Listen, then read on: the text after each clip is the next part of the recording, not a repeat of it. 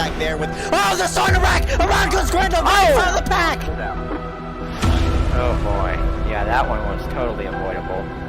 And yeah, just misjudges. Number 40, but looks like it won't happen. He's trying to split the middle. They're wrecking! Oh no! They're all wrecking! Everybody! And great job of, oh, contact with the net code is gonna cause a big pile. Big crap! Oh my god! Oh!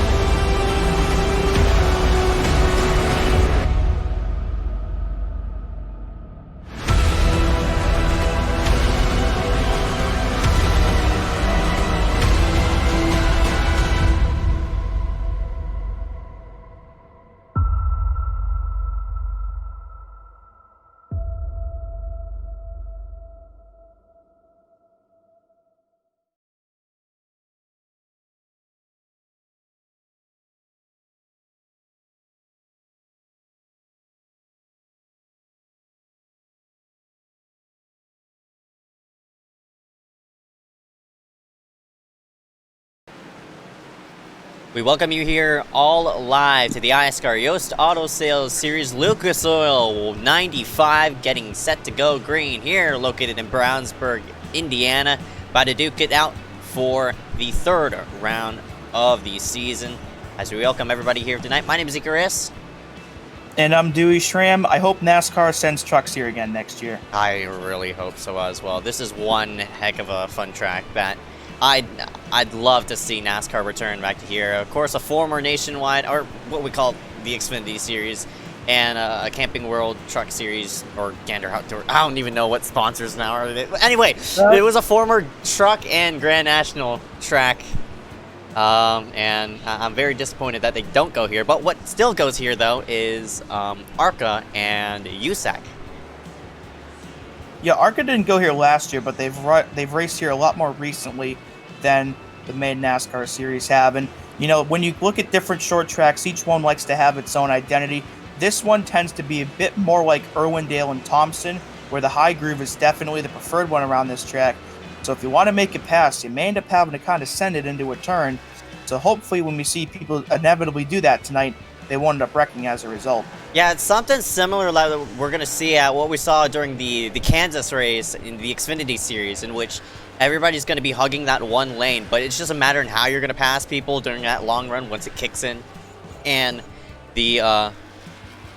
how you corner through the racetrack. There's more corner than straightaway, as you see some people wrecking toward around, but if we take a look around and see how these drivers run the track, you'll get a sense on where they're going to be, especially in what we like to call the groove, in the middles of the center of the corner. You don't want that happening, or else that's gonna... Oh my goodness. Yeah, you don't want that happening. I'll pull up points here right in front of your screen as everybody's sort of having a fun fest right behind. But Blaze Crawford in the 404, one of the rookies out here tonight, currently leading points, but only by 2 over Christopher Weil. Yeah, Chris, the Daytona winner here, still in second place. You see that asterisk next to Frank DeAngelis' name? That indicates that he is suspended for tonight's event for intentionally wrecking under caution last week at New Smyrna, so he'll be sitting tonight out. Yeah, you mentioned Blaze Crawford, one of our series rookies here in iSCAR, off to a really impressive start here in this Yost Auto Sales Series. But will he be able to keep that going for the entire season, or will somebody on this screen, or maybe even off the screen, get the championship instead? Yeah, still 8 more races. Actually, yeah, 8 more races to decide on who tops out the points. Of course, we don't run a chase in this series. Whoever is on top at the end is, of course, going to be crowned the champion. Currently, who holds that top spot is Blaze Crawford over Christopher Weil in that number 41. We'll scoot ourselves to the side and open up qualifying with the national anthem. So rise out, remove your hats as we salute our nation's colors.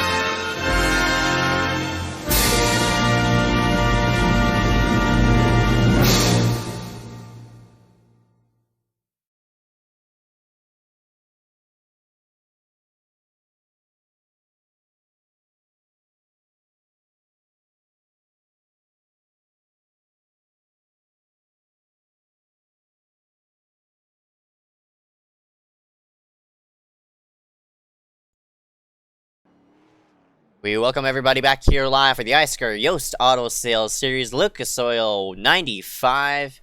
Currently under qualifying conditions as these drivers take their fastest to around the racetrack. Of course, this series doesn't have an LCQ knockout, so no, not really too much to worry about as of right now. As what? I have no idea what that is. That is definitely some type of glitch and stuff like that. I saw that earlier, but I didn't want to mention it. But I was oh, Bianchini. I didn't want to mention it, but okay. That was absolutely bizarre. I mean, Halloween is coming up, so yeah, in 3 days from now. The bit early for that. Yeah. Hey, saw Bianchini go around there. Of course, he won the Cup Series race at Michigan the other night. First time he's won in over a year and a half. So, big momentum going in for that 48. So, hopefully he can do better in the race than his current 18th place qualifying run. Dominic Howe currently on top of the standings, 22,609 for that 86. Points leader Blaze Crawford only 100th behind, currently in second. As there's Dylan Alt, Kansas winner the other night. So had a pretty good weekend for him in the 98. So we'll see what he can do here tonight. iSCAR's all-time winningest driver, Hunter Johnson. Looks like he's completed his fastest too. Oh, he's not even appearing on the board. I think he 0x both of his laps, so that's unfortunate for him. Do you see that 199 Logan Clampett? Yeah, he's another one of those top-notch iSCAR most winningest drivers. Hopefully. He's currently not out on the track as of right now, but hopefully we'll get to see him around as we progress with the night. Yep, our resident peak driver. Yeah. Nope, it's not peak anymore. Coca-Cola driver. Oops, sorry about that. You know what I meant. Alt to the top. No surprise there. There's William Schmidt. Yeah, that was by a wide margin too. That's over half a second that Dylan just set that by. Yeah, William, our resident underdog, always runs the underdog team schemes. Looks like he's in Bobby Hillis's Camry with a K scheme this week.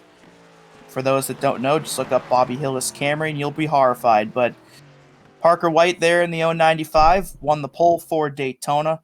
Sits within the top 5 in points and currently top 5 on the board as well. So Parker looking for a good night tonight to try to improve his points for position, and so does that 41 right behind him of Christopher Weil, mentioned earlier, won the race at Daytona, and I believe finished somewhere in the 20s last week at New Smyrna, but still right up there in the points, trying to have another good night here tonight. Looks like we're not going to have 5 people, I mean 4, no, never mind that, we're going to have multiple people, not a lap. Garrett Hess, William Schmidt, Corey Long, Bachman, Hunter Johnson, Henry Tabor, Aiden Saunders, Jake Corway, Brian C. Mullen, Bryson Collins, and Logan Clampett. I'd like you to go to the hood of this car, Corey Long's car. Oh, that's the rear. Yeah, that's the rear. Hold up, give me a moment. Yeah, so he decided to make a meme scheme as if I died. So I'm here. I'm doing fine. So even though it says in memory of me on the back of the car, I am in fact alive. And at some point, if he gets airtime, you'll see me photoshopped onto a picture of Todd Bodine sitting in his truck from like 10 years ago. But again, I'm here. I'm fine. And hopefully I'll be here for the race, I guess. But we'll get going here. Yeah, qualifying is over now, so we'll get you our starting grid here for the Lucas Oil 95. And row number 1, the 98 of Dylan Alt, won the most recent iSCAR event on Sunday at Kansas, and Dominic Howe will start alongside him in second. Row number 2 going to be the points leader, the 404, Blaze Crawford, Parker White alongside of him. Row number 3, second in points, Christopher Weil there in the 41. Liam Sheen starts alongside him in 6th. Row number 4, Kean M. Raleigh, in that 077, Carson Poindexter alongside of him.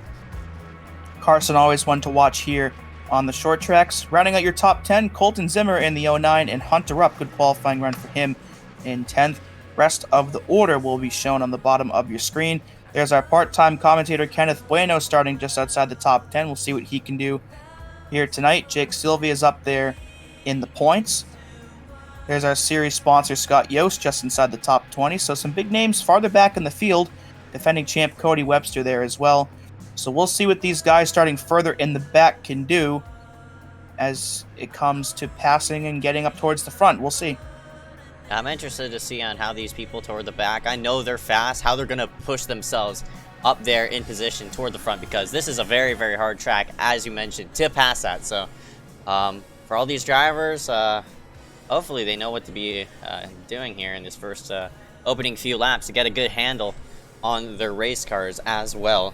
Race analysis is going to be shown on the bottom left-hand side of your screen. 2 extra sets to be run here through 95 laps. Pit road speed is definitely not 55 miles per hour. I think it's 35.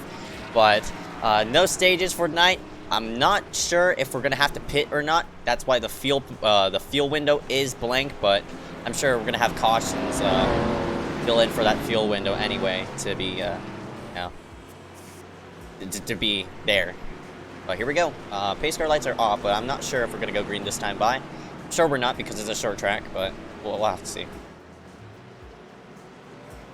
Yeah, short tracks are bound to have their different wrecks and incidents. It's just a part of the deal here, so I'm sure we'll have them tonight and fuel won't be a problem, but it will be interesting if we can get a green flag running that's a bit extended compared to, maybe what we saw last week at New Smyrna. So that obviously will impact, if it doesn't fuel, will definitely impact how these guys may take their 2 tire sets, because with a higher groove track like this, tire wear is going to be key in terms of trying to get to the front. Yeah, no doubt about it. You also have to balance out your tire wear as well with these 2 sets coming to pit road when needed. And of course, stabilize yourself for this first beginning of the run. Pace car scoots itself onto pit road, and we're going to go green here in Brownsburg, Indiana. The number 98 of Dylan Alt will fend off from where he started at Kansas on top of the board. Pace car is in, green flag is out, warping away here at Indy. Not really Indy, but well, mini Indy. Min-Indy. Yeah, Min-Indy sounds good. Pretty even restart for the top 2, but it looks like Dylan will get a bit of a run here into 3. But again, the high side definitely the preferred one here on this track. Looks like Dylan will clear for the top spot. They were briefly 3 wide, but that car all the way down on the bottom just didn't have any sort of traction down there whatsoever. I think that was Harry.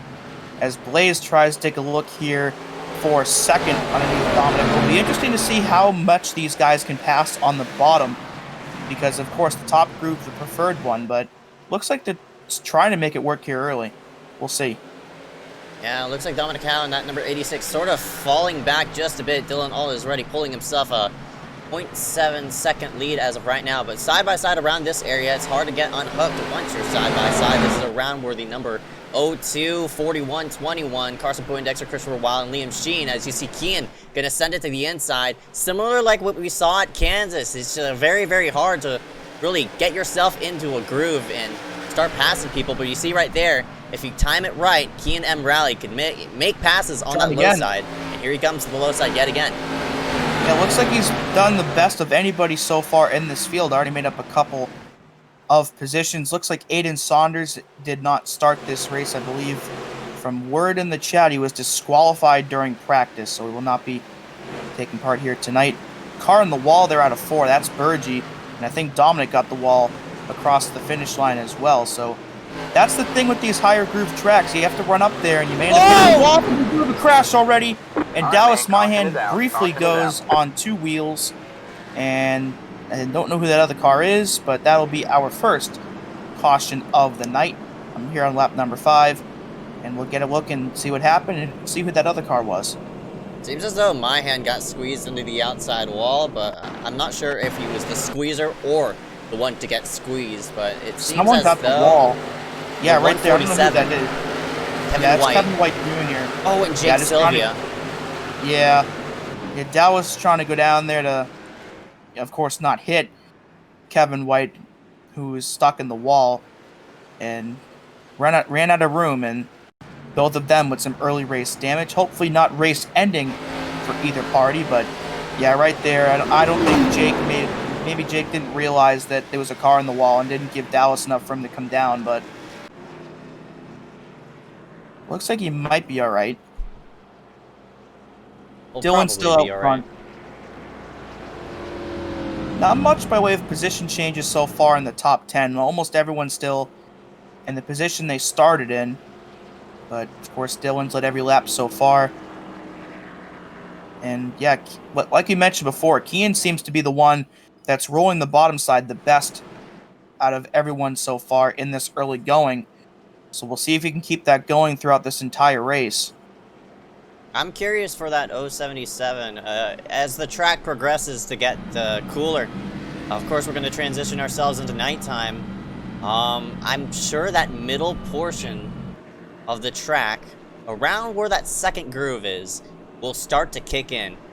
Usually when the track is hotter, you have to run a way wider arc than usual and sort of float it right up against the safer barrier, and sort of flirt around it with as well. But once the track becomes more gripped and more rubber starts to be laid down, I'm sure you'll see the 077 start to maybe straddle that lower side of the racetrack. But right now, everybody's just trying to get a feel of how to race around everybody and, you know, where everybody's braking points are and such like that. As you see I think that's Blaze Crawford. That's I don't you know. might tell it. I'm not sure what's going on here. Did he just get an EOL? I don't know. Maybe he was just pulling to the side to take care of something. That was interesting, though. Looks like he'll keep his position from whatever that was. And I guess we'll move on with our lives.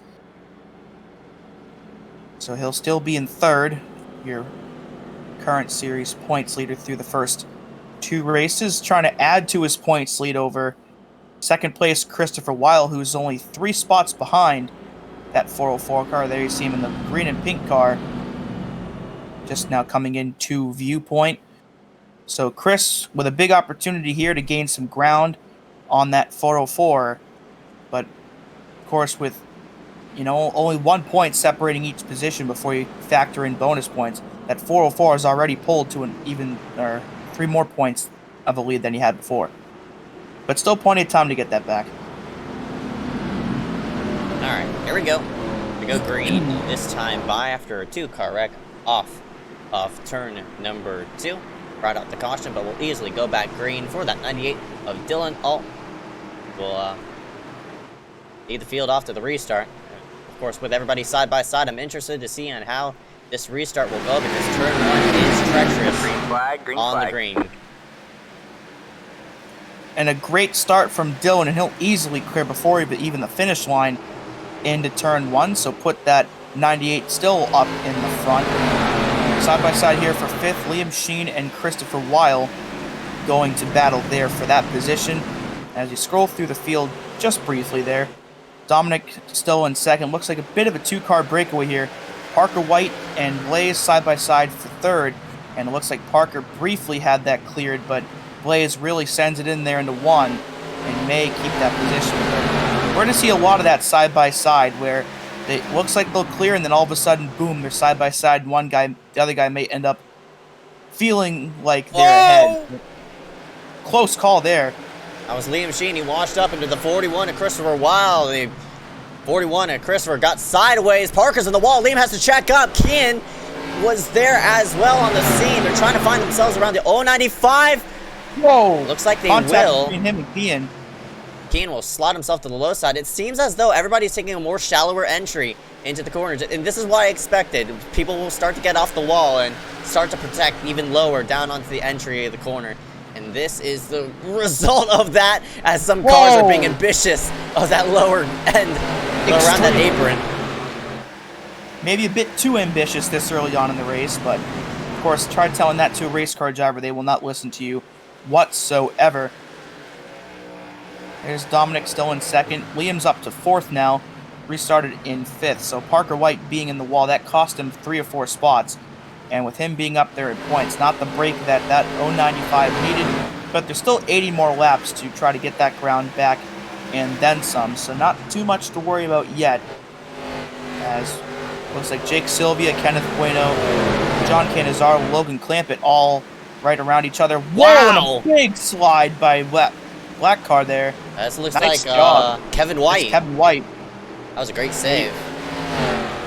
Yeah, he was the car on the wall that brought out our first yellow, so perhaps a bit of early handling issues for that 147, but hopefully he gets those squared away before not too much longer, as Dylan's opened up his lead to over a second now on Dominic Howe. So that 98 is definitely the car to beat here tonight so far.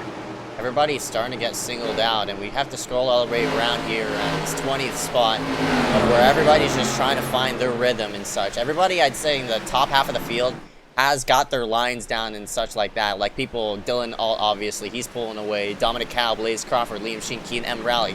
But everybody around this 20th spot, they're still trying to find on where to run best, and how to pass around. As you see, like people like Logan Clampett, they're sort of bottled up in traffic, as well as like the 12 of Hunter Johnson and such like that. So all these drivers right here, they're sort of floating, I guess you could say, as we will have a caution, and I'm not really sure where. It seems as though it's toward the back of the field.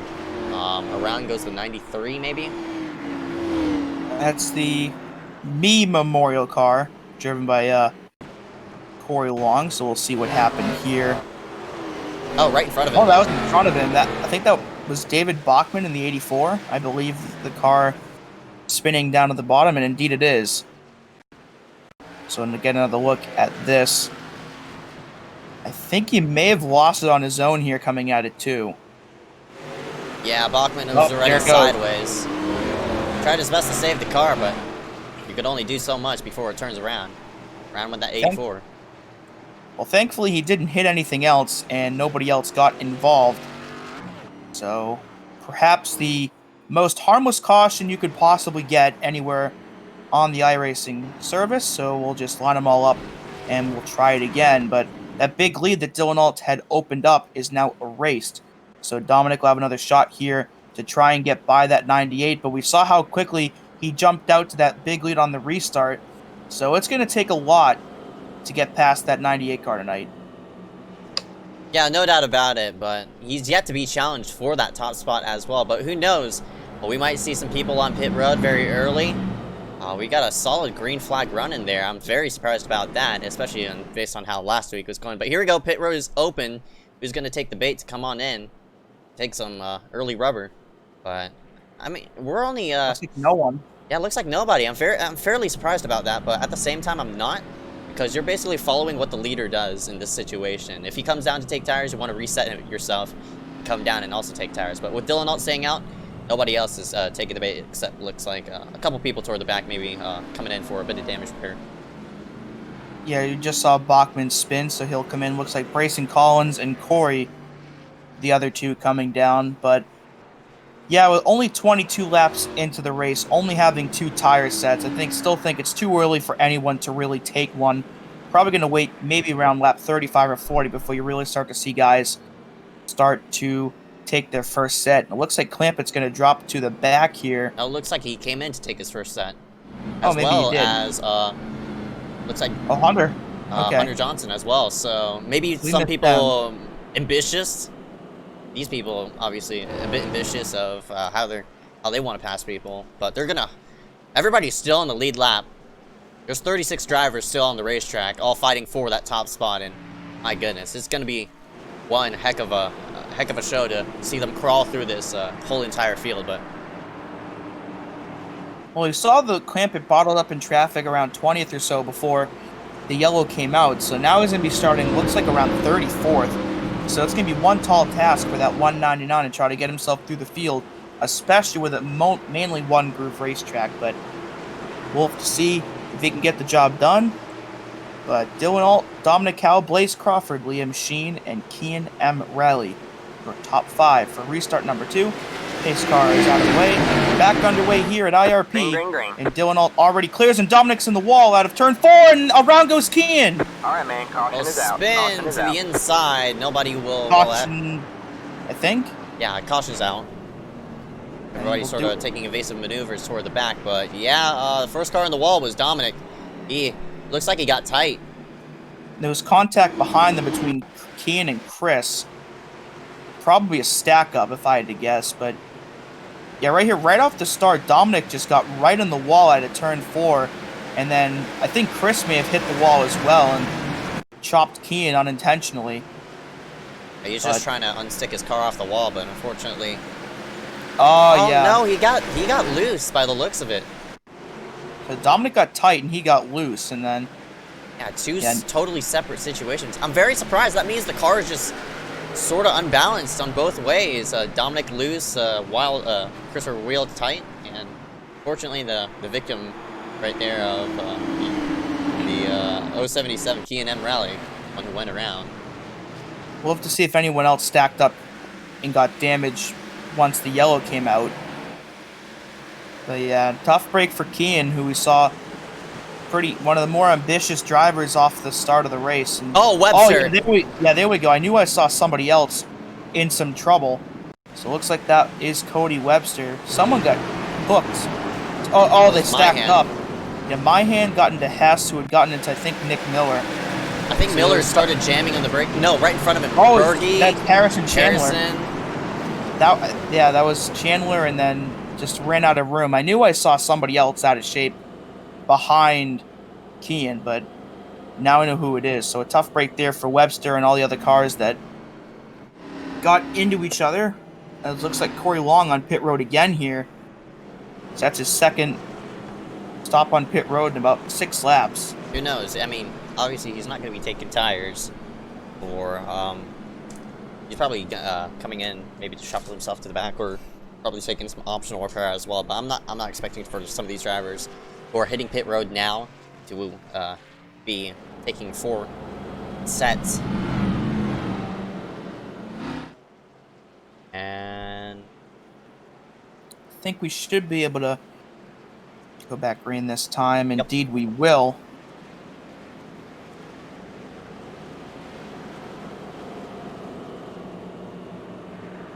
So Dylan Alt's led every lap so far. And Dominic's been in second every lap so far.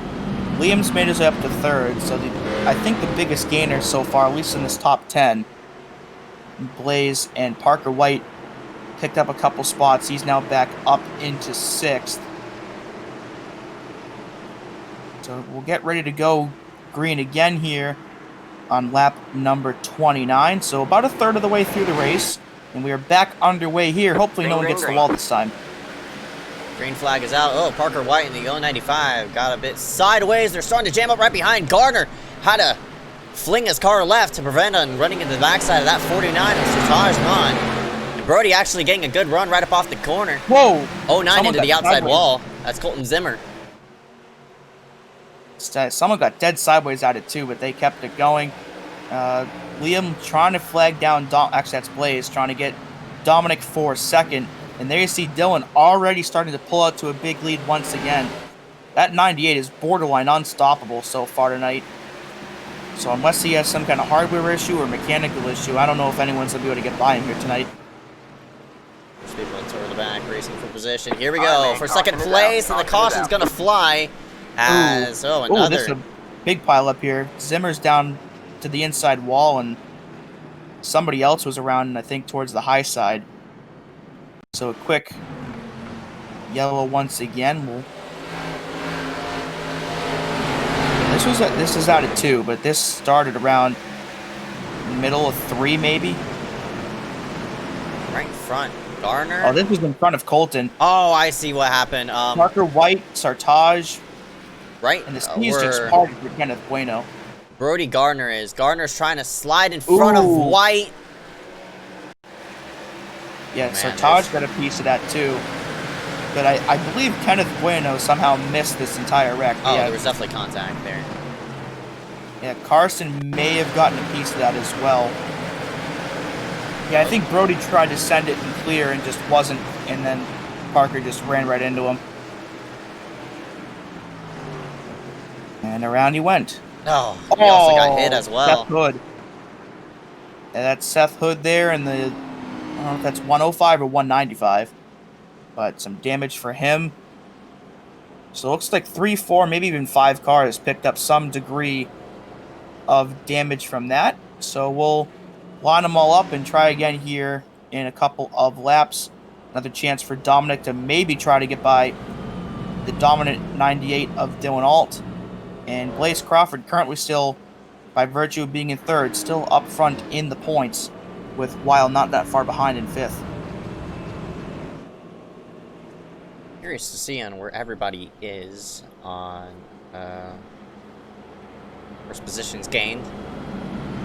Gardner was up there. He probably got an EOL, unfortunately, for causing the wreck. That will move William Schmidt in the number 79, who's running a amazing paint scheme. Narca-based paint scheme, definitely. Yeah, that's the Bobby Hillis Camry I mentioned off in the pre-race. You see that green text on the front of the car? That is Camry, but spelled with a K and with 2 E's at the end instead of a Y. And I don't know why Bobby Hillis runs that car that way, but for some reason he does. And William Schmidt, again, always runs the underdog schemes. Hopefully he can get one in victory lane here at some point this season. But Dylan Alt and Dominic Howe will lead us back to the green here at Lucas Oil. Green flag, Dominic, green flag. oh, that's... Oh, the wall again. Look at that whole outside line just tagged the outside wall. Seems as though that outside line just likes to get tight and just, it presses that right front. 3 wide here. It's going to be tight out of turn 2. Oh, it's Hunter Rupp, Kenneth Bueno, and Colton Zimmer around this area. Colton has to back out of that. That's like the second or third time that Dominic's they're piling up in the back. Looking 4 wide as Clampett shoots the middle, and he works himself into 14th place. There's still contact right behind. Them. That was a close call there. They may not be done here. Looks like that's Kean and Nick Miller around there. And I think Harry there in the 70. Fortunately, they do not wreck, but a close call for quite a few people. And looks like Blaze has taken over second place from Dominic. But so now Blaze Crawford can try to set his sights on that 98 of Dylan Alt and maybe get us our first lead change of the night. There's John Canizaro in the 74. He's up in this top 10 for the first time here tonight. Canizaro got a bit loose right up off of turn number 2. Had to sort of feather it around with a wheel, but you saw the wheel right, and he still keeps himself in 8th place right now. But the caution's going to reset some things, and yet again, toward the back, it's around where Brian C. Mullen is. So the 17 around here out of 4. A couple other people with damage, so we'll get a look at this. Oh, wow. Webster. I don't know if that was intentional or if he just totally missed the turn, but... Wow. I don't know. That's a bit sketchy. And then, nowhere. Wow. That's a huge hit. That's Sylvia in the 78. He's up in the up there in points.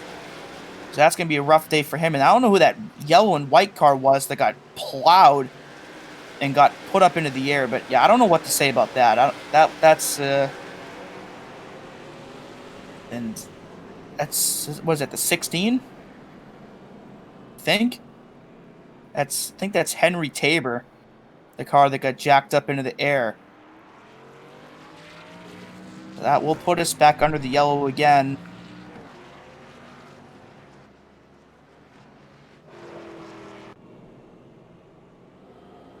I don't know how many cautions we have, but it's obviously less than what we had last night. So 5 so far. Yeah, I think Webster may have just sent it in trying to make the pass and just totally missed the turn. I don't think that was intentional by any means, but nonetheless, 3 or 4 more cars with damage, including one of our top 5 points position drivers in Jake Sylvia. So be a rough points night for that 78 if he cannot continue farther on in the race. So now with Blaze being in second rather than third, now we'll be able to see, as my head gets the free pass, if Blaze can maybe try to get Dylan on this restart. But with Dylan, the control car is such a huge part in how these restarts play out, because with the ability to go whenever you want to and the guys around you and behind you not knowing, of course, when you're going to go, it creates such an advantage for the leader where it's going to be extremely difficult for anybody to try and pass Dylan, especially with that in place. Yeah, that's right. So for all, I think for the outside, I'm guessing why there's like there's always cars on the outside gaining into the wall. But my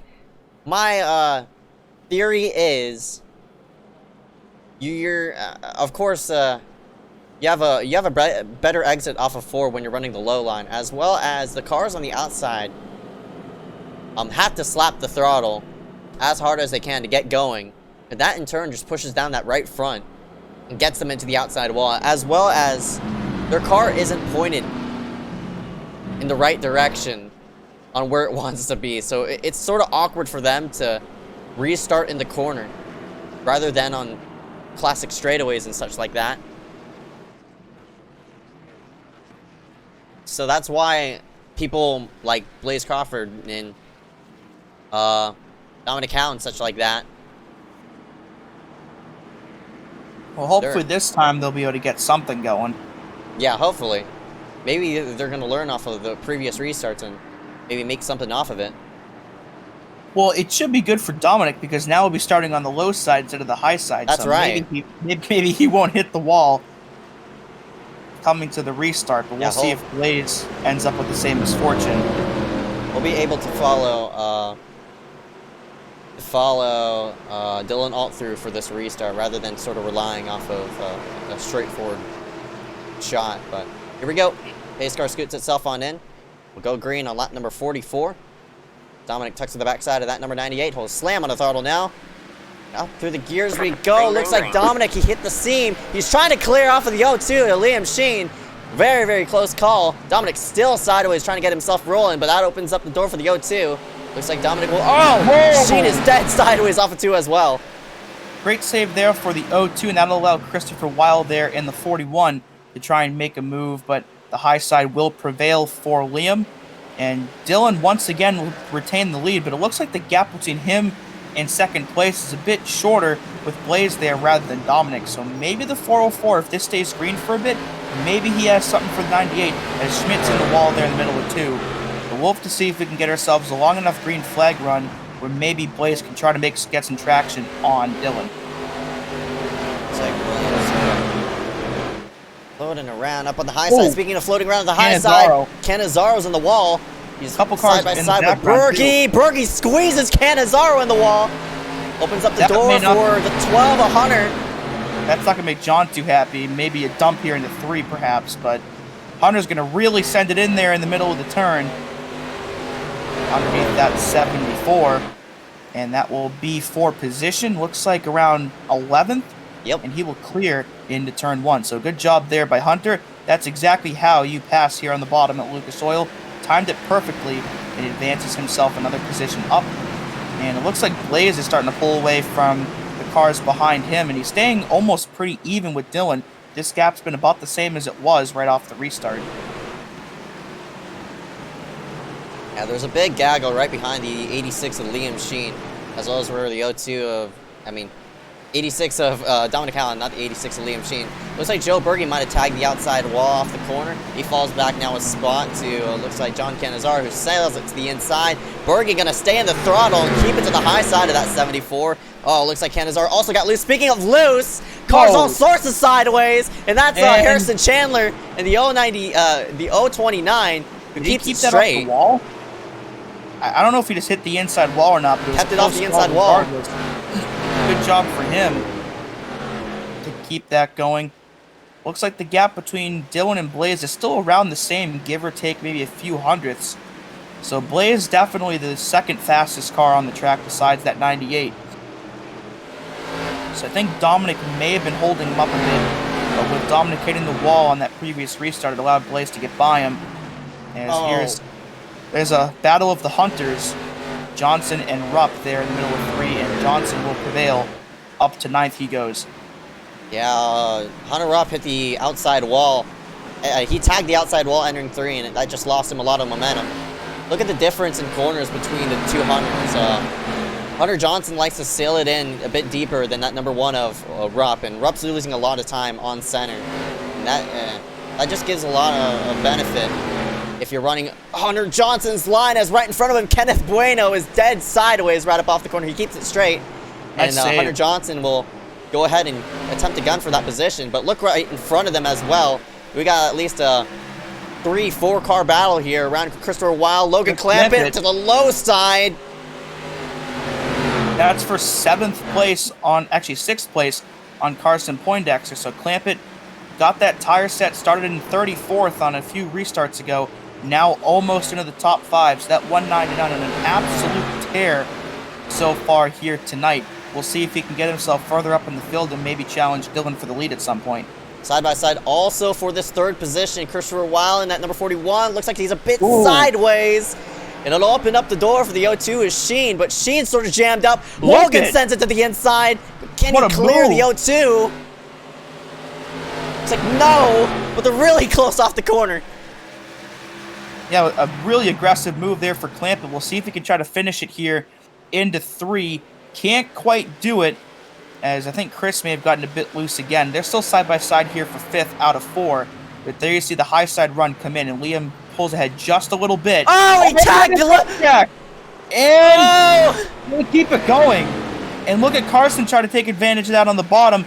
He'll retake 6th away from the 199. So a bit of a bobble there for Clampett, and that'll cost himself 2 spots.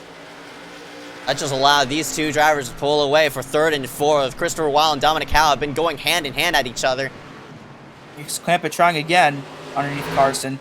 Right in front of them, Christopher Weil is trying to find the low side of that 86.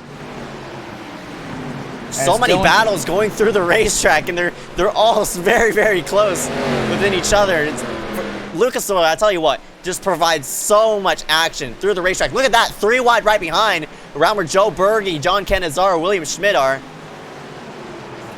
Yeah, it looks like Dylan started to increase his lead on Blaze Crawford. Looks like that's about 1.5 seconds now.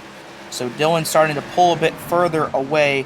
Perhaps the 404 may have used up some tires trying to stay with him, but another battle here. That's Hunter Rupp and I think K&M Rally. Whoa, Miller! And Miller's going to go around. That might bring out the caution here. Caution is out. And indeed it will. That'll be, I believe, our 6th caution of the night. But it is our longest green flag run, as well as we're hitting the halfway point this time by. I expect everybody to hit pit road now. Yeah, looks like we're about only 36, 37 laps away. It looks like Miller just lost it there, coming out of 4. So we're a good portion past the halfway point now. So yeah, I agree with you. I would definitely expect a whole chunk of the field to come in for tires. But at the same time, if fuel isn't an issue at all, it also wouldn't surprise me if somebody rolls the dice, maybe stays out here. Yeah, that's right. I mean, people who came in earlier, maybe they want to stay themselves out, but everybody, yeah, looks like everybody will hit pit road. I'm very surprised some people are not taking track position because you could easily fend out. Oh, looks like Joe Berge, Brody Gardner, they stay themselves out, and they're going to be dotting 1 and 2. So indeed, I was right. So we do have a couple of people gambling. Looks like a few other people staying out in the back. I'm not sure if they're lapped or trying something new. But if they're on the lead lap, then this is going to be a really interesting top 10 for this next restart. Looks like Corey Long, Noah Allison, Dallas Myhan, Brayson Collins, all lead lap cars also stayed out. So it looks like we'll have 6 people trying their luck. Well, it looks like Corey and Brayson are going to nope out of there. So that will give us 4. So Dylan will restart in 5th. So this is going to present an interesting challenge because Dylan has been out front in clean air all night. How differently will his car drive with this dirty air with the 4 cars in front of him?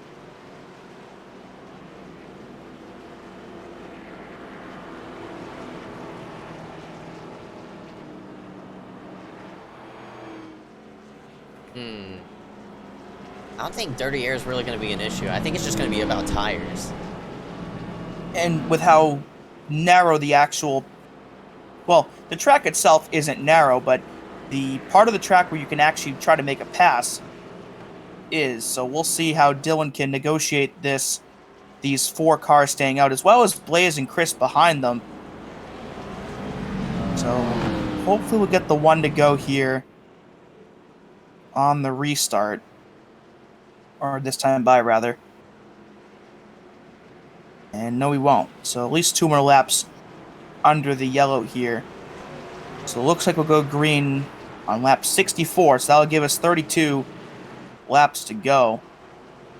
So about 2/3 of the way through tonight's race. So it's almost closing time, believe it or not, for guys that, I mean, I wouldn't shock me if there were some people laying in the back for the early part of this race, but if you want to try to get yourself into the top 10 or top 5, you want to get going now, and with everybody on new tires, this is your best chance. Oh yeah, that's right. But I'm interested to see on how these people with older tires will fend out these people with fresher rubber. So, like, this will also give the chance for that lower side to maybe kick in for other people toward the back. But maybe if you try that low side, those people right behind you might be right up against the safer barrier and going to take advantage of your ambition. And so, it's sort of a gamble here on where you're going to place your car as of right now. So I'm just really, really interested to see on how these people toward the rear are gonna treat this restart, as Brody Garner gonna elect the high side for this one, and Joe Berge alongside of him. Interesting call there from Brody, but it does make sense. So Gardner, Berge, Long, Allison, and Myhand are the 5 cars stayed out. Brody steps on it really early, and he will easily clear out of turn 4, and we are back underway with 32 to go. 1 car hard in the outside wall. That's not Dylan. And they're just clapping. Oh, save it. Oh, he gets hard. Hard right behind. Hunter Johnson into the fence. And upside down, Hunter Johnson gets into the catch fence. Logan Clampett's junk. Liam Sheen is junk. A lot of the dominant cars here tonight out of the race. Clampett, we just saw, Alt got the wall into turn 1. And we'll have to get a look at that because that was an absolute mess. Yikes. Clampett was sideways. He overcorrected. Oh, man. Wow. That Luckily, was a the camera huge survived. hit. Oh. Yeah, Clampett got loose, and then right here overcorrects it, and then, right into the Sunbelt rental sign there. And Zors, and I think Kean may have accidentally turned Dominic there as well, but absolute pandemonium there in the turn 1. And we'll get a look and see how Dylan got the wall as well. Because that was before all that. I think Dylan getting the wall stacked everybody up. Yeah, it looks like Corey Long. I'm not sure. But maybe Dylan was trying to slide it. Oh, Corey was... Oh, he got the wall. Oh, and okay, Dylan's just trying to scoot himself down low, but... And then Clampett got loose on his own underneath them. Then Kean hooks Dominic right there. And then Hunter goes absolutely flying. So there's like 3 different things all going on at the same time. And yeah. Man, that's a huge hit. Clampett and Hunter are lucky they themselves didn't flip over. Reminds me of a lot of one USAC wreck that happened in turn 1 and 2, in which somebody hit the catch fence. But wow. Looks like Kevin White and Garrett Hess also picked up some damage. Garrett ran into Hunter while he was flipped over. So overall, 7 or 8 cars picking up damage, and for some of them, obviously, that damage is terminal. But it looks like Dylan may be staying out. We'll see here, but at least the ticker still shows him in 4th. But I would imagine with how hard he hit the wall, he'll probably... Oh, maybe not. Maybe he's going to stay this one out. Yeah, as well as Joe Berge, Noah Allison also staying out. But the thing about Noah Allison, though, take a look at this. Pull up the stint panel here on the left side. Noah is on fresher tires. Oh, looks like Garner, he pit earlier as well as Noah Allison. So Berge is on the oldest tires out of this whole entire top 5. Yeah, probably the only one in the entire field not to pit yet. But I don't know how long he'll be able to stay up there with tires that much older. I mean, Noah's got 40 lap fresher tires than Berge does. So I just don't know how long Joe will be able to stay up there. I mean, if we keep having all these caution laps, it'll make his job a lot easier. But if we have another green flag run like we had before the incident with Nick, Joe may be in trouble here. But nice. I'm a bit shocked that Dylan didn't pit with how hard he hit the outside wall. Maybe he doesn't think it'll affect his car too much. I mean, it is the new damage model after all. I'm not sure if that type of hit is not detrimental. If it was the old damage model, oh, definitely that 98 would have been done for. That right front would have been all torn to shreds, but it seems as though that right side isn't as bad as I thought, but he definitely has damage. I'm just curious if it's going to really affect him here.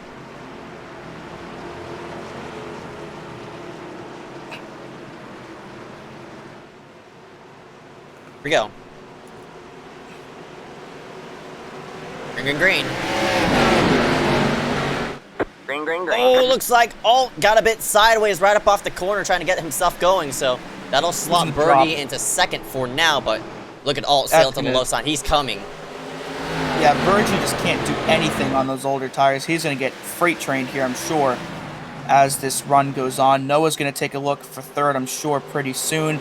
But Dylan's already up to second, so I guess that damage isn't affecting him much at all.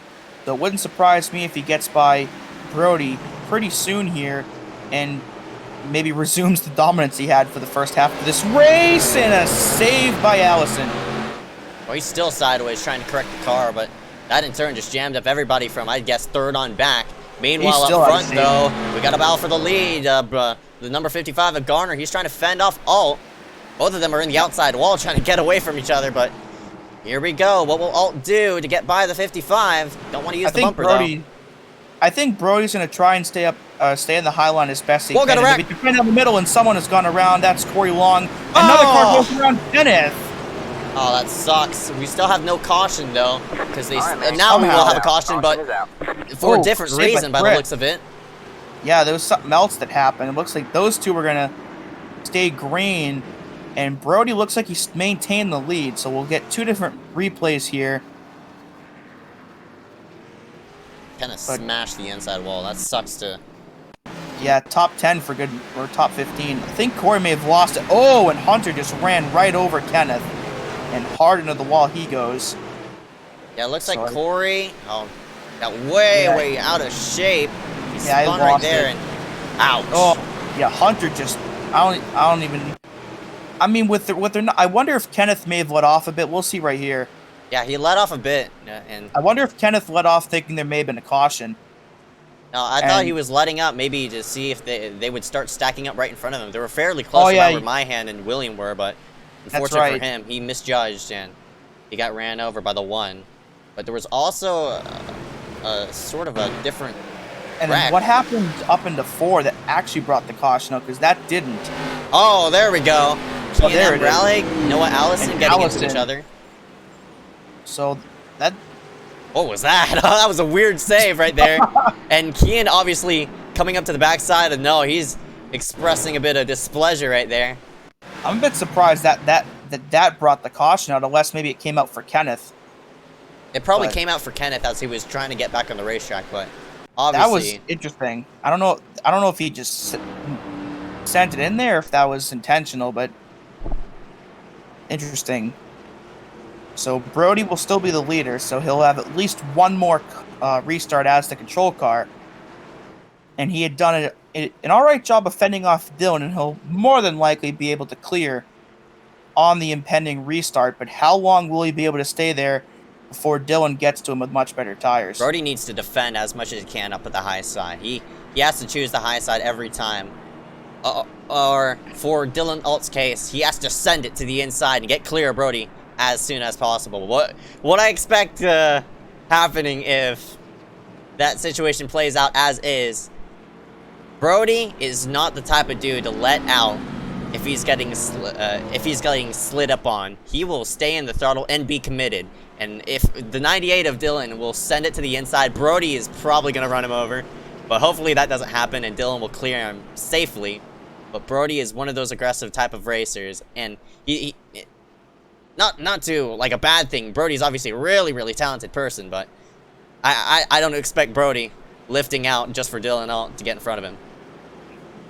Oh no, Brody's going to definitely stay out there in the lead as long as he possibly can, and I'm sure by taking away the dominant line, he will definitely do that for probably at least 2 or 3 laps, but again, there's at least a 20 to 30 lap difference between the freshness of the tires on those two cars, so I just don't know how long Brody will be able to fend off Dylan, but if those two end up tangling at some point, Christopher Weil and Blaze Crawford are right there to potentially capitalize.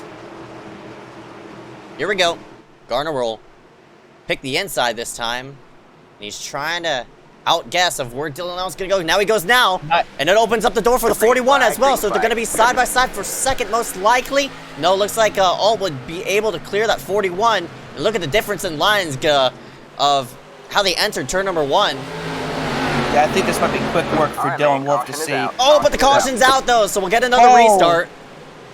So this looks like it's further in the back, and Burgee, who I believe may have just pit for fresh tires. And he's gonna almost turn it again.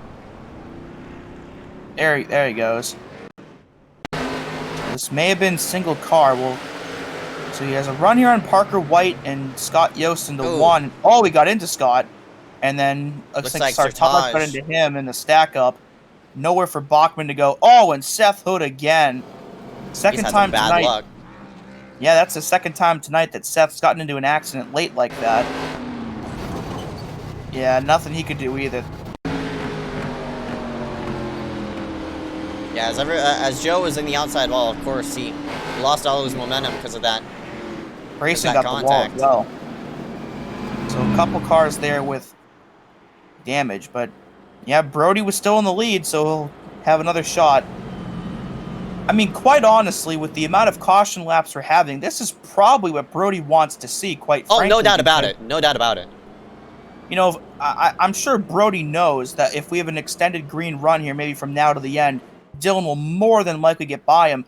But if this comes down to a situation where they just keep, we have caution after caution, we get into green-white checkered territory, Brody may be able to fend him off for 2 laps.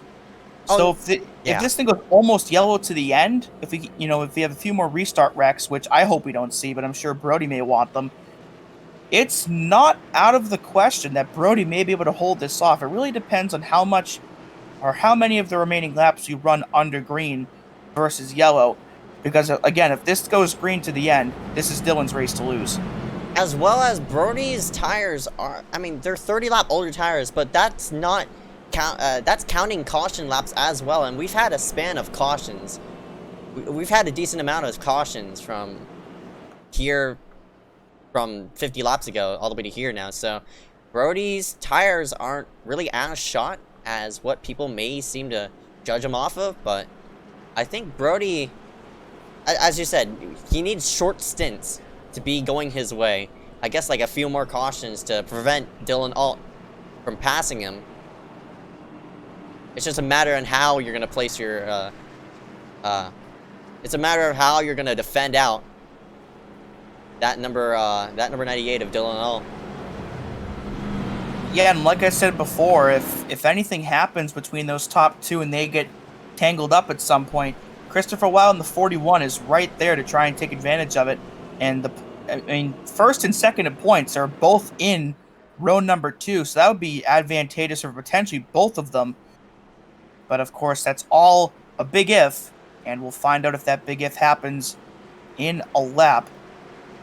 So Brody's still out there trying to maybe steal a win away from Dylan, who's been the absolute dominant car of the night so far, led the entire first half or so of the race. Christopher there in 3rd, Blaze Crawford again, points leader there in 4th. Kean spun early, he's back up in this top 5 again. Noah Allison, Carson Poindexter, William Schmidt, Dallas Myhand, who's been involved in a couple incidents, he's up to 9th now. And Cody Webster, defending champ, rounds out the top 10. So this will be interesting here. Coming to just 12 laps to go, can Brody pull this off? Here we go, coming to the green. Brody will probably hit the throttle in the center of the corner where Alt might have the potential to get tight. Here we go, rubbing away. Green flag. Brody got sideways. It's going to open up the door for Alt. Looks like Alt's going to hold his line. Kean goes around. Kean goes around, and that's going to bring out another caution, and Brody will still be the leader. So this is another restart wreck that we have. Oh, so wow, there's more people piling in. Oh, that's in the pace car piles. Oh, wow, there's like 6 people there. Parker White, Nick Miller, Brian Mullen. So Bachman. Oh, we came back up the track. Oh, Cannizzaro. He locked it down though. Oh, looks like netcode. Netcode between Noah Allison, the man he got into, and he tried locking it down. No, wow. Oh, Parker White got some air there. Kenneth got into Kean again. But man, Cannizzaro right there. Nothing he could do. Parker White got some air there into 1. We'll get another angle of that. But this is just a typical short track pileup. The track just got blocked. Oh my goodness. Up in the air he goes. He got lifted up by Bachman. Jake Corway says, here, I'll take those free 5 spots, and goes around all of them. Seth Hood misses this one. But, yeah, I mean, in a situation like that, the track just gets blocked, and there's nowhere anybody can go. And that's how you can quickly go from a 1-car spin to a 7-car pileup. Look at the 99 of Jake Corway sort of scoot himself through. Up on the high side, he sees this big wreck. You see the cars stacking up top of everybody. Finds a hole on the outside. I think he clipped Miller, though, but either way, he escaped that with probably the most minimal damage off of that wreck. Yeah, and gained like 6 spots in the process. Alright. So that'll put us, looks like maybe 7 or 8 to go for the restart. So now we're in that potential scenario where if we have one more caution after this, we'll be in green-white checkered territory where the longest run possible is only 2 laps. So, again, the more yellow flag laps we run, the higher the chance Brody has of winning this race. So we'll see if we can get a green run at the end, or if we'll maybe end up with all the yellows some more. But for right now, Brody Gardner is still in the catbird seat, and Dylan trying to regain the top spot he held for a huge chunk of this race. This is all playing to Brody's favor. This is what he needs, and he's getting it right now. But if we go green from this point forward, we'll have about, I'd say, 5 laps left in the race.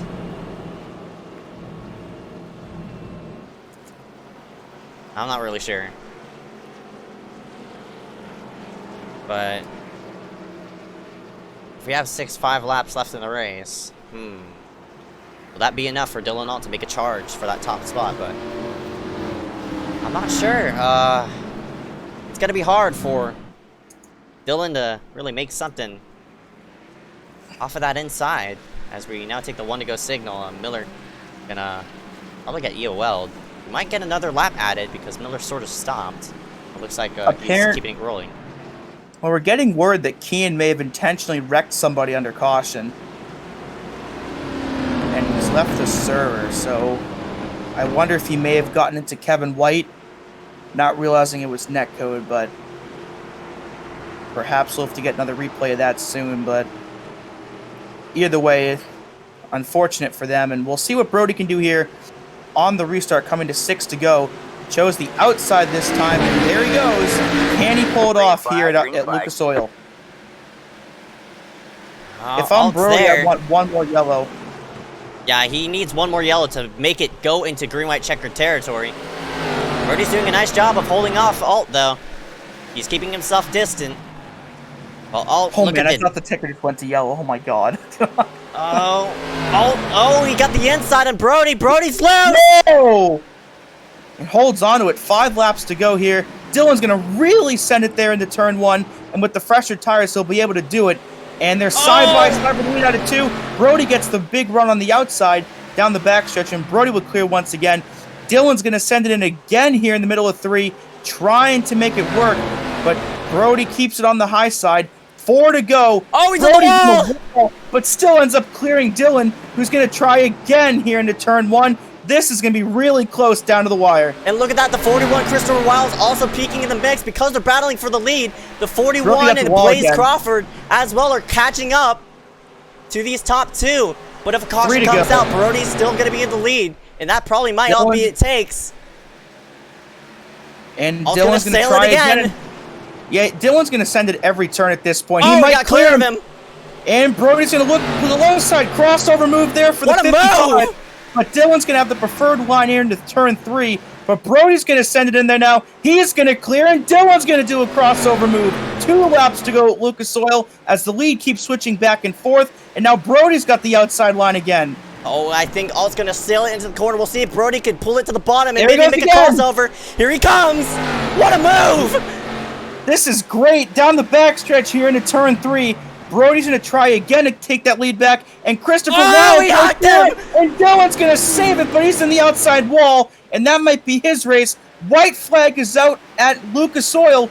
Which SPM car is going to take it? Will it be Brody or will it be Chris? I think Christopher. Oh, Dylan's on the wall. Oh, Here comes Christopher. He's probably going to sail to the inside, though. Oh, looks like he's too far back. He's going to try it, though. Chris. He's going to try it, but it's not going to be enough. Out of turn 4, Brody Gardner plays the tire strategy perfect as Carson goes around, and Brody will win here at Lucas Oil. What a call and what a run to take that win away. Wow. That was crossover after crossover. That has to be one of the best battles I've seen in iSCAR ever. And Brody Gardner tops out one of the most amazing wins I've seen in a while. That was amazing. Holy, I have no words. Brody, my goodness. I can't believe you pulled that off. I can't believe it either. Wow. Yeah, we'll have to get a look and see what happened there on the white flag, because Carson spun out of turn 4. Somebody got into him, but Brody will burn it down here on the front stretch and will take the win here at Lucas Oil. What a job for him. I honestly didn't think he had that one, but especially with the going green, but somehow in some way that 55 in victory lane here. I want to take a replay of that whole entire final 2 laps. Because that was something else. 3 or 4 different crossovers that they had, but so I mean Dylan was sending it every turn here, and understandably so. But it created the opportunity for Brody to make a move to the bottom, and what that did was when he sent it, he was able to clear into turn 3, and that gave him the outside. So he played it perfectly, but Dylan did everything he could, and just fell a bit short. But we'll see where he finished, because he actually fell a bit because he hit the wall a second time on the last lap. But this was unbelievable. Like, quite honestly, this might be one of the greatest battles for a win in iSCAR history. I think that definitely ranks up there. No doubt about it. Brody, look how dead sideways there. The setup was loose as well, which allowed drivers to really sail it into the corner just like that. So when alt flung up right in front of Brody, all bets are off. And here comes Brody back to the inside, and he played his cars out right, not washing up into the alt, but Brody sails it to the inside in 3. And then there's a crossover by Dylan right here. But this part is key because Brody still has the outside here because Dylan couldn't clear. And this gave him the ability to cross over once again out of turn 2, because Dylan has to slide up big time. And then right there they almost made contact, and I think this turn is where the contact was made. There's Dylan getting the wall a bit, and right here there, Brody washed up and into the wall Dylan went. But then, so this is coming to the white flag, I think, and then you'll see Dylan getting to the wall again here. Oh, might have got clipped there by Poindexter. And then Carson himself went around out of turn 4 on the last lap, so we'll see what happened here. Oh, he may have gotten help from William. Oh, William. Oh, yeah, he did. Oh, he kept it straight. Nope, he didn't. Oh, no. Did anyone else get in this, or was it... Looks like he may have been alone. But that was for 4th, so Carson went from a top 5 to not even in the top 20 in one turn, which is a tough break for him. But still a great end to a pretty good race. But unofficial results here from Lucas Oil here in Claremont, Indiana. Brody Gardner, your winner here tonight. Christopher Weil makes it an SPM 1-2 finish. Blaze Crawford rounds out your podium, so he'll be the points leader by a single point going into next week. William Schmidt, 4th. Cody Webster rounds out your top 5. Great run for Hunter Rupp. He'll be 6th. Jake Sylvia rebounds from a couple incidents to get 7th. Dallas Myhand, 8th. And then Harry Grindle and Dominic Howe round out your top 10. Zimmer, Chandler, White Jr., Corway, Long, Mullen, Allison, Collins, Hess, and Poindexter round out 20th. Of course, the story with Carson Poindexter going from top 5 all the way back to 20th. Ouch. Sartajman, last car on the lead lap there in 21st. Looks like Dylan didn't even finish the race. He may have ended up disconnecting, but a 22nd place run for the dominant car of the night. Nick Miller, John Cannizzaro, and Parker White next 3. David Bachman, Seth Hood, Keen M. Rowley, who I guess we saw intentional wreck under caution, but we ended up missing that, unfortunately. And then Joe Burgee and Kenneth Bueno round out 21st through 30th. Scott Yost, Logan Clampett, Hunter Johnson, Liam Sheen, Henry Tabor, Michael Bianchi, and Aiden Saunders round out the rest of the order. We'll be right back right after this with interviews and such. as we'll go side by side and get you a bit of up close looks about the Kean incident as well.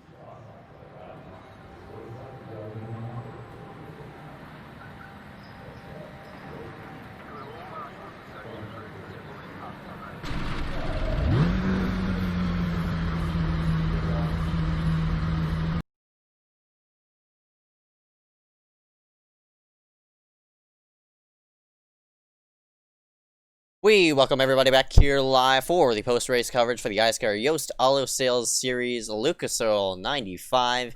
Running out in victory lane, the man, the myth, the absolute legend of Brody Gardner in that number 55, who was in a really tight battle there toward the end.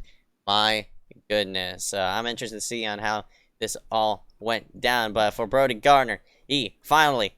I mean, what am I saying? We all watched it go down. But for Brody Gardner in that number 55, he finally finds himself in iSCAR Victory Lane in the Yost Auto Sales Series. Brody, my goodness, what a battle from start to finish there for the last 5 laps. Short track racing at its finest with you versus Dylan Alt. And you came up top of that battle. Congratulations, man. First thoughts. That was some awesome racing at the end. Had some good tire strategy to get me up there. Didn't have a great qualifying.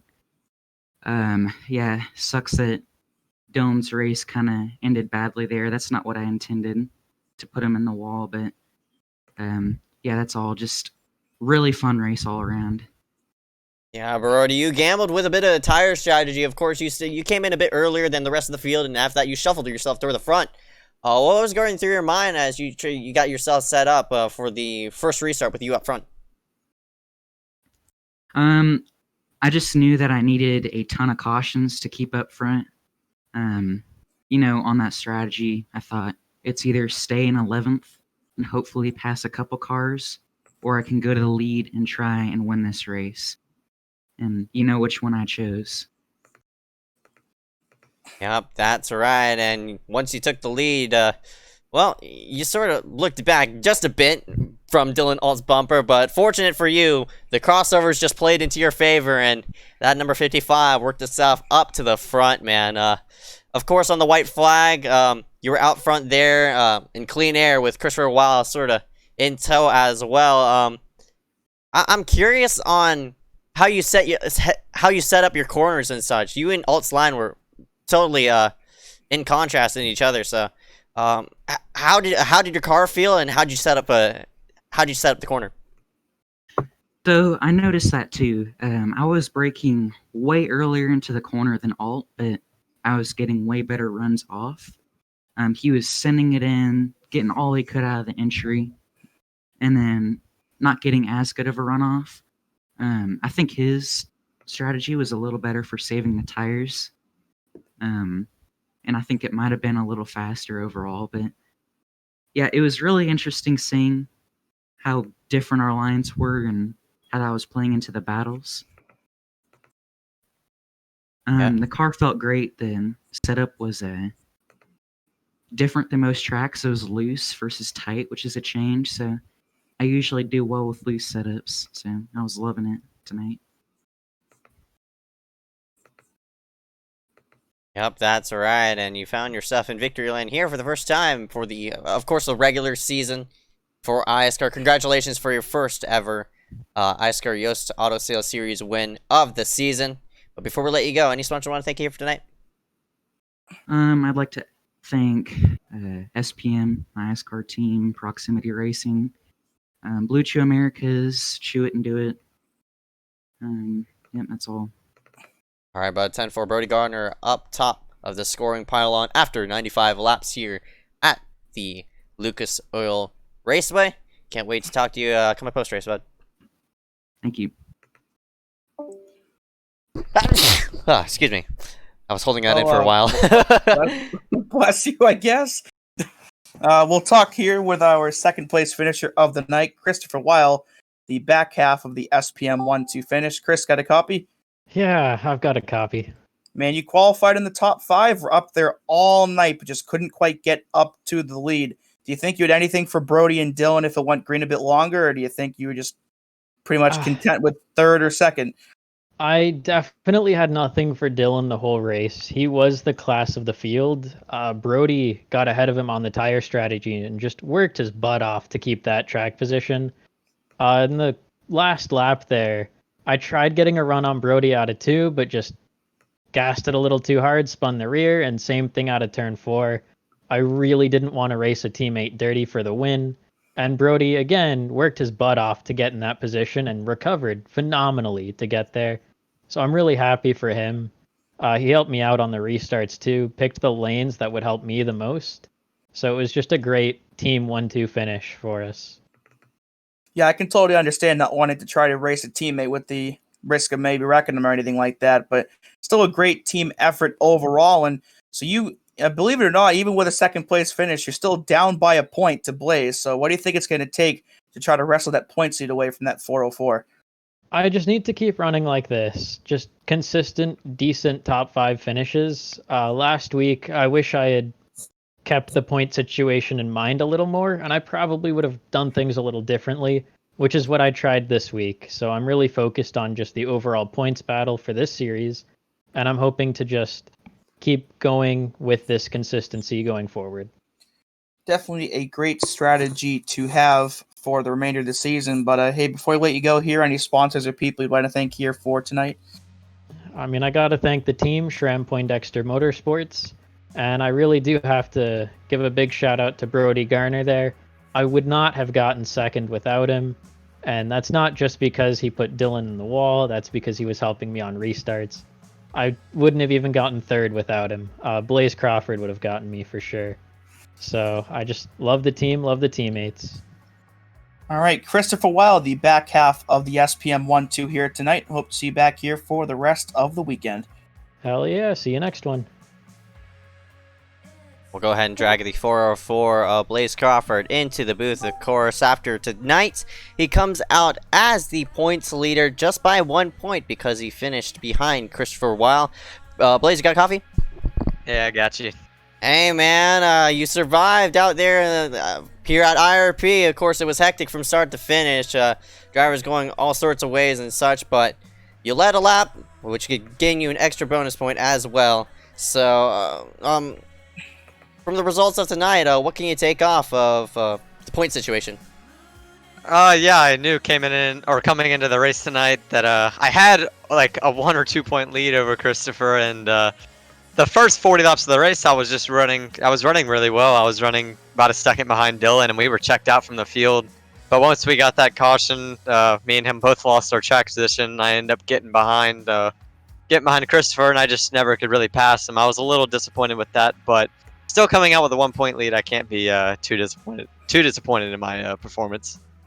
Yep, that's right, Blaze. Congratulations on a third place finish. But what brought you in for this top 5? I see here your lowest was third. You just stayed yourself inside that top 5. So you just played the strategy right with tires and such like that, and keep yourself in position. Yeah, I think our tire strategy was probably the best thing we could have done for ourselves. We probably took tires about the latest out of anybody in the top 10. It really kept us out front, kept me out of the madness that was happening, I would say, from 10th on back. I just got lucky dodging a couple wrecks that did happen near me and pulled out with a 0x. So,